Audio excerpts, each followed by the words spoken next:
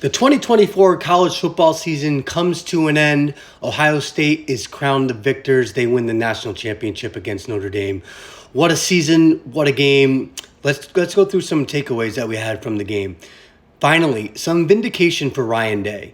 He had been dragged through the mud. The 1-4 against Michigan has been hanging over his head. People were doubting him. People were doubting the program.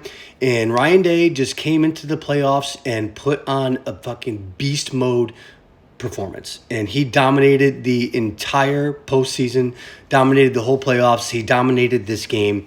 And now all of that, all of the questions and all of the doubts have been kind of swept under the rug. Ohio State and Ryan Day is a national championship team. And he is a national championship coach. So he will be a legend in Columbus for forever now. He will get recognition and as is deserved.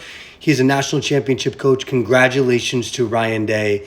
Finally, some vindication for him. I will be, upfront and transparent. I was one of the people who had doubted him after a lot of that. I thought that Jim Harbaugh said that he was born on third base and couldn't win those games, and he wasn't able to do that. And now he just put on this performance in the playoffs that was absolutely spectacular. They won every game by double digits. They were favored in every game. They won every game. They covered every game. It was just extremely impressive. So good job for Ryan Day, and congratulations on the Natty.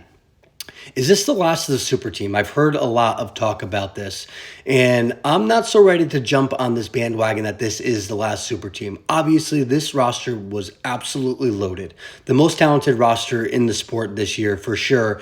I'm just not sold that it's going to be the last super team.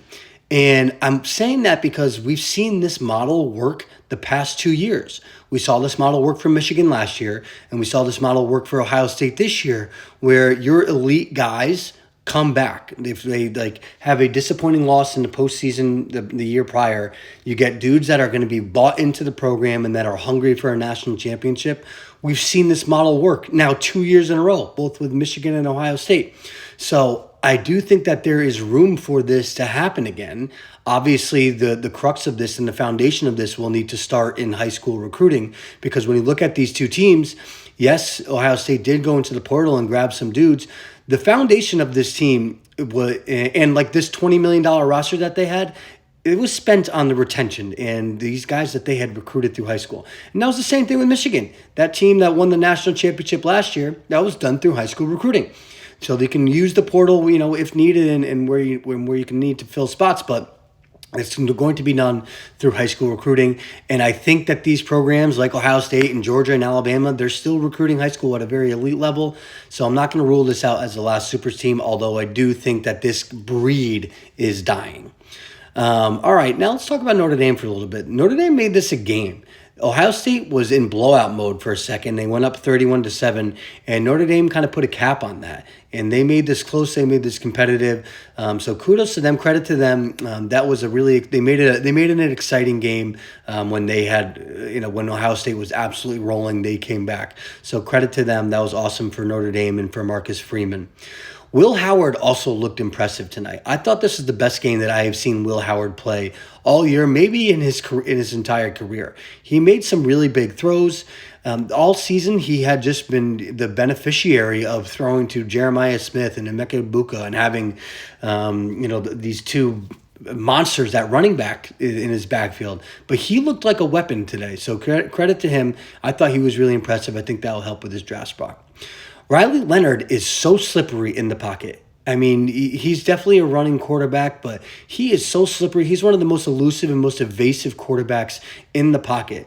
So I thought that was on full display tonight. I thought he looked great in the pocket. Ohio State had a really hard time bringing him down. So Riley Leonard, he looked awesome tonight. Really slippery in the pocket. Okay, so we have a Lulz team player play every time we do a breakdown. The Marcus Freeman field goal was our Lulz moment. So Notre Dame down 16, and it's a fourth down and fourth and I think 9, fourth and long, and they're down 16, and they opt to kick a field goal with less than 10 minutes left to cut the lead to 13. So I'm not really sure what Marcus Freeman was thinking about there, but that made absolutely no sense. So that was definitely our Lulz moment here. How are we going to remember this Ohio State team? They went from being this team went through a pendulum of ups and downs and highs and lows. They started the season having everyone come back saying, this is the year. This is the year we're going to do everything, make magic, win the Natty. And in the end, it ended up being true, but it was a long road to get there. And so you go back to the first game versus Oregon, where they go into Autzen Stadium and they ended up losing by a point. And that's their first loss of the season. And they go the rest of the season where they have looked good, but not elite. Their defense, I thought, was pretty elite all year, but their offense was extremely good, not at the elite level status that we had thought that they were going to be. They had some close games. They ended up pushing them out. But it was never like oh wow, this team is going to win the national championship all year. It was like Oregon thought that was going to be the case there. And then they get to Michigan, and they go into that game and they're 20-point favorites, and they just lay a dud. And all these questions are circling Ryan Day and the Ohio State program, and what's the future for Ryan Day in this program, because they can't beat Michigan and they can't get over that hump. And now that puts them for their second loss of the season. They miss out on the Big Ten title game. They miss out on beating Michigan. So that's 2 of their 3 goals that they were no longer able to get. And they entered the playoffs, and a lot of people, including myself, were like, I'm not sure how far this team is going to go. I just saw what they could do against Michigan, who was a very mediocre team this year. And they struggled and they couldn't do it, and they couldn't get over that mental hurdle. So is that going to last in the playoffs?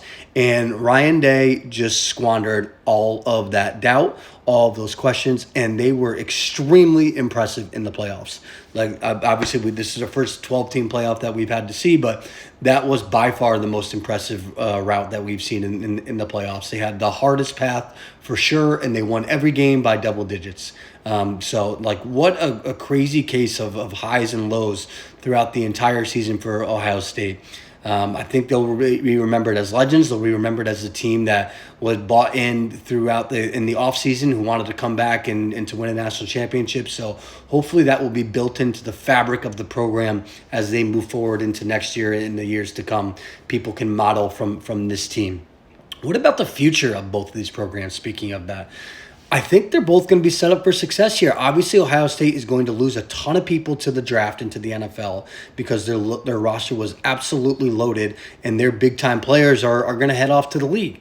So you're going to lose a lot there, but they have recruited high school in a very, very great way, and so they are going to bring a lot of guys back who maybe not have the experience and maybe the talent as some of these guys on this team, but I think they're going to be pretty good, and I'm interested to see how this maybe new mentality that Ryan Day has brought into this program since this Michigan game and this team had instilled.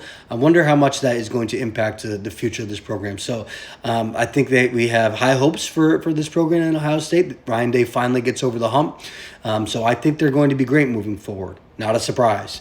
Notre Dame, I have extremely high hopes for Notre Dame. Marcus Freeman did a wonderful job coaching this season. Obviously, he had the bad hiccup versus NIU, but he had an incredible postseason. And with a roster and a team that was so decimated by injuries from the beginning of the season all throughout the season, they were down 5 or 6 starters due to injury for the rest of the season. And they just kept finding ways to win. So I think, and also I thought the Notre Dame offensive line looked really good tonight.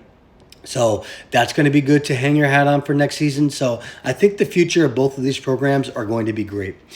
What a season. I had such a great time this season. Thanks, everyone, for following along. We'll be doing everything in the off season as well, posting content. So make sure you're following Big Body Ball CFB on all socials.